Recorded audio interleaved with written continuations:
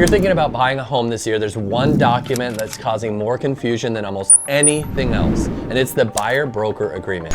If you haven't heard of it because you haven't bought in a few years, then you are not alone, so don't worry about feeling like the odd one out on this. This agreement is relatively a new agreement, but in Oregon, it is the mandatory one, and it's an agreement you need to know about prior to getting into the housing market.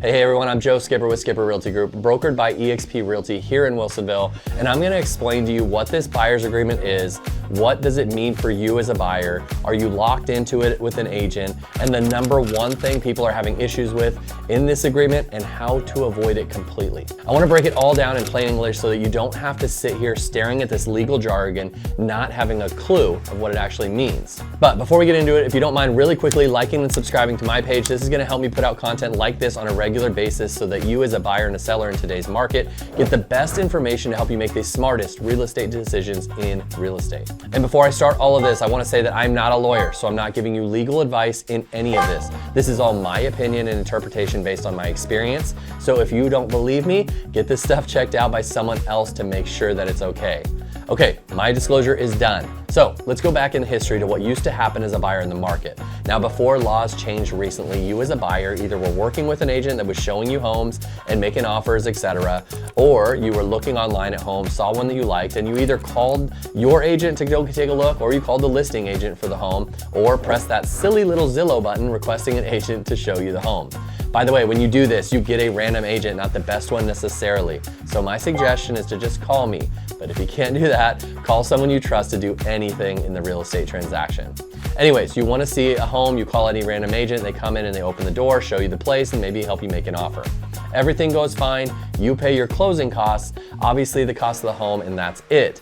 Never had to sign anything with your buyer's agent to make them formally your agent. But the most important part of this was that the seller traditionally paid for both the seller's agent and the buyer's agent's fees in the transaction. You as the buyer never really dealt with this issue at all. It was always on the seller. Well, things have changed pretty significantly since then, and this is why I wanted to do this video. So long story short on why this all happened. There was a lawsuit, huge nationwide lawsuit, in which the sellers argued their agents were not being forthcoming with their agent commissions, and they felt that they didn't know they were allowed to negotiate the sellers and the buyer's agents' commissions. Side note, they always were able to do this, but agents can be good and they can be also very bad. So the bad ones always cause this stuff. So this lawsuit went through and changes throughout the country happened. There is now a legal requirement for buyers to go into a formal written agreement with their agent that's going to specify everything your buyer's agent is required to do, and most importantly, how that agent is going to be compensated for the work that they do. Now, for me, I'm going to go over the ORIF forms for this video. Those are our standard Oregon forms. There are agents that use their brokers forms, there are forms called Oregon forms that will look differently, or agents that run their own shop may have their own forms that look completely different as well. But I primarily use ORIF forms, so we're gonna go with that today. But there are two different types of forms that you may see, and that is an exclusive buyer's representation agreement and a non-exclusive buyer's representation agreement. Basically, the forms differ in how they sound. Are we dating seriously, or are we just casually dating? So we'll start with the first section on the exclusive buyer's rep agreement. Section 1 is basically just the who's who is involved in the agreement. It'll include your name, your agent's name, the managing broker. This is the boss of the agent, for the lack of a better term, contact information, etc. Nothing too crazy here, just covers who's going to be involved in this contract, but also says that you are saying you want this agent to help you find and buy a home with you. Section 2 is the exclusivity section. This section describes what areas the agent is going to represent you in. Are you looking all over Oregon? Are you looking in a specific city or cities? This is important only if you want to shop around agents if you look in other areas, or have an agent say in Bend that you like to work with, but you have me in Portland where you want to look now. Inside the areas you specify, you're agreeing to work with that agent only when you're looking there in those particular areas. If you're outside those areas, then you're saying, I may work with someone else. Our Bend example is a good one. If you put in your contract with me that you only want to look for homes in, say, Portland, Sherwood, and Lake Oswego with me, then anything outside of those cities, you're not obligated to work with me exclusively. Now again, this is not legal advice, so don't quote me on this stuff, but this is the basic theory of this section. If you sign up to work with me in the whole state, then you can only work with me while we're under this particular contract. The next area of this section just describes what you're looking for: land, residential, commercial properties, etc., and what price range and other criteria that you may have as a buyer. So we move on to section 3, which just states that I, as your agent, may be helping other buyers out there to look for the similar type of homes that you are looking for, and that you've received the Oregon Initial Agency Disclosure Pamphlet. Basically, that describes our roles and responsibilities to you as the buyer. There are some portions about whether you as the buyer are working with me and you want to allow me to represent any other party in the same transaction we get into, but that's another topic. Talk to me in detail if you have something like this that you want to go further into. But section 4 is just the term that we're under contract. That can be 1 day to whatever you agree on. Generally, it's 3 to 6 months, depending on your motivation level, but that can be talked about with your specific agent. Section 5, this is the big change to everything buyers have done in the past. So if you haven't paid attention to my video yet, this is the time to look. This is where you determine what, if anything, you're going to pay your buyer's agent in a transaction, and what, if anything, you are paying them if you terminate this contract.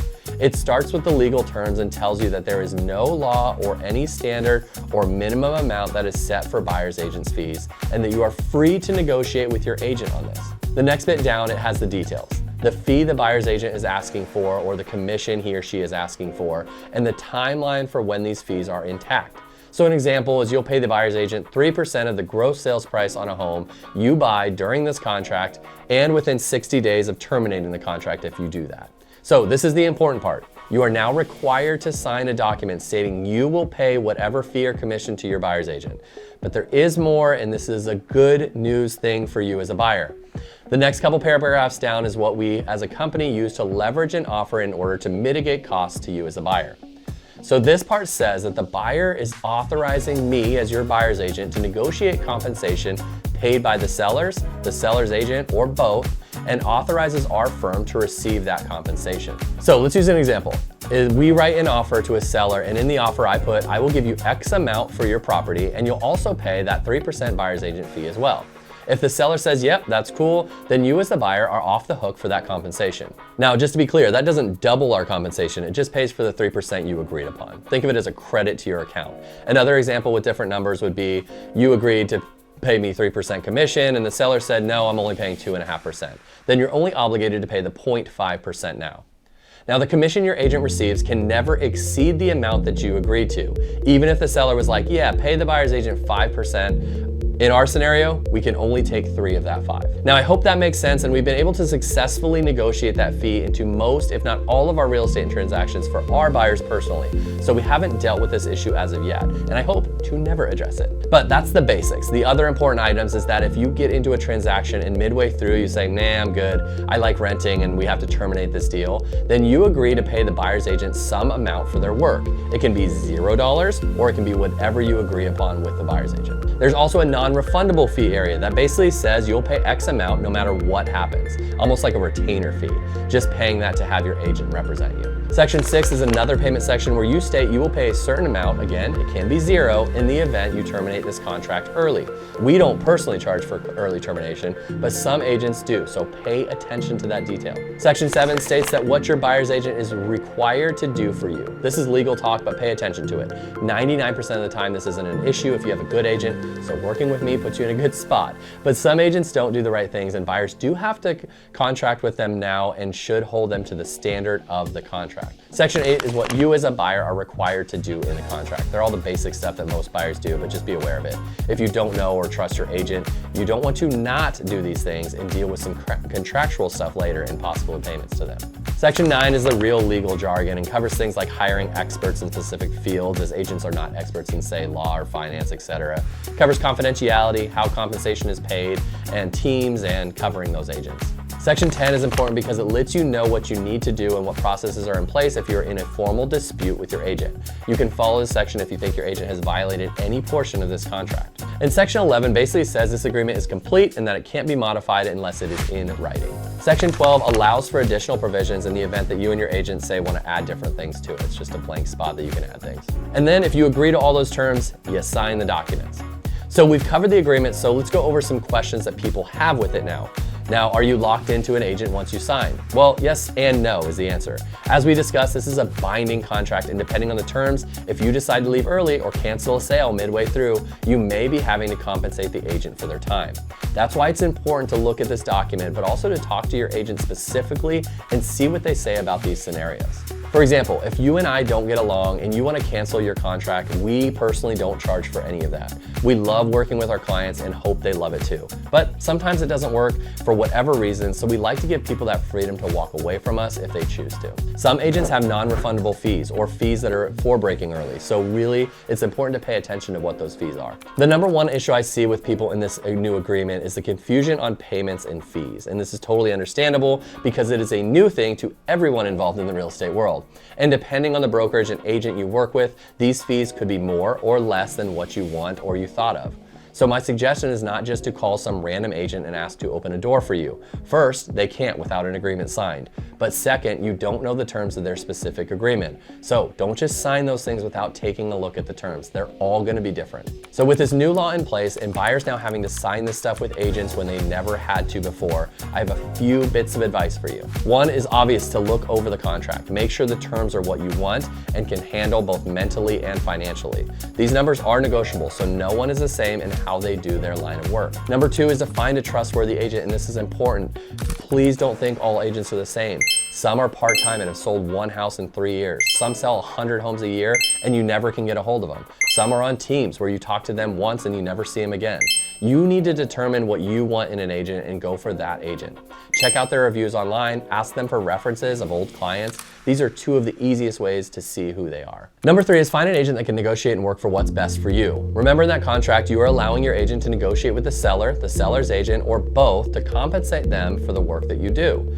So work with someone that has done this before and can give you the confidence in that moving forward with that agent. Okay, there it is, the new buyer's representation agreement in all its glory. This can be a lot for a lot of people, so I really take my time with clients to understand this agreement and know what it all means. Buying a home can be and is normally stressful, and this added contract just adds to it. But we pride ourselves here at SRG in making the whole thing really easy to understand and explain so that you're never going to be blindsided down the road on any of this.